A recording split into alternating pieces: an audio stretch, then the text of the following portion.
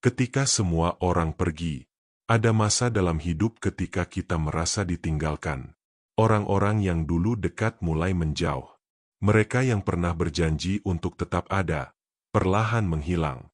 Dalam situasi seperti ini, hati bisa terasa sangat sepi, terluka, bahkan hancur. Perasaan ditinggalkan adalah salah satu luka yang paling dalam. Bukan hanya karena kehilangan kehadiran seseorang, tetapi karena kita merasa tidak lagi dianggap, tidak lagi penting, dan tidak lagi dimengerti. Di titik ini, kita bisa mulai mempertanyakan banyak hal. Apa yang salah dengan diriku? Atau bahkan, apakah Tuhan juga meninggalkanku? Namun firman Tuhan memberikan penghiburan yang sangat kuat dalam Mazmur 27 ayat 10. Sekalipun ayahku dan ibuku meninggalkan aku, namun Tuhan menyambut aku. Ayat ini menunjukkan bahwa bahkan dalam kemungkinan terburuk sekalipun, ditinggalkan oleh orang yang paling dekat, Tuhan tetap hadir. Ia tidak hanya melihat dari jauh, tetapi Ia menyambut kita. Ia menerima kita sepenuhnya. Manusia bisa berubah, perasaan bisa pudar, janji bisa dilupakan, tetapi Tuhan tidak pernah berubah. Kasih-Nya tidak bergantung pada keadaan atau pada sikap manusia terhadap kita.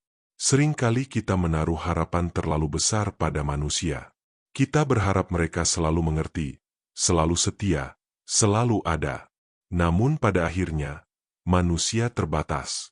Mereka bisa gagal, bisa lelah, dan bisa pergi. Tetapi Tuhan berbeda. Ibrani 13 ayat 5 berkata, "Janganlah kamu menjadi hamba uang dan cukupkanlah dirimu dengan apa yang ada padamu. Karena Allah telah berfirman, Aku sekali-kali tidak akan membiarkan engkau dan aku sekali-kali tidak akan meninggalkan engkau." Perhatikan kalimat ini, sekali-kali tidak. Itu adalah penegasan yang kuat. Tuhan tidak akan pernah meninggalkan kita, dalam keadaan apapun. Saat semua orang pergi, Tuhan tetap tinggal. Bahkan lebih dari itu, Tuhan memahami rasa ditinggalkan yang kita alami. Yesus sendiri pernah mengalami hal itu. Ketika Ia menghadapi penderitaan, murid-muridnya meninggalkan Dia. Bahkan di kayu salib, Ia berseru dalam Matius 27 ayat 46, "Eli, Eli, lama sabachthani," yang berarti, "Allahku, Allahku, mengapa Engkau meninggalkan aku?" Yesus mengerti rasa kesepian, rasa ditinggalkan, dan rasa terluka itu. Karena itu, ketika kita mengalami hal yang sama, kita tidak sendirian.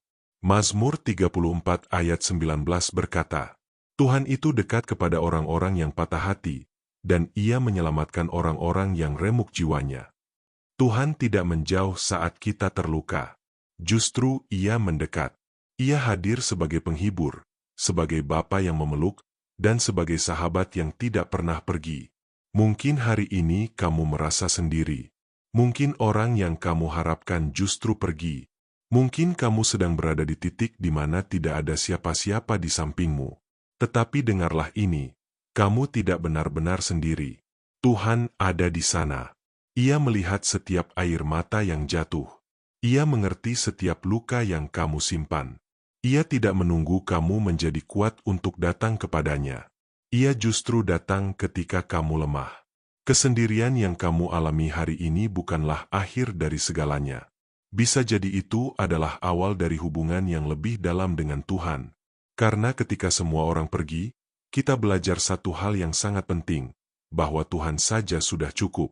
Ia adalah sumber kasih yang tidak pernah habis. Ia adalah tempat perlindungan yang tidak pernah runtuh.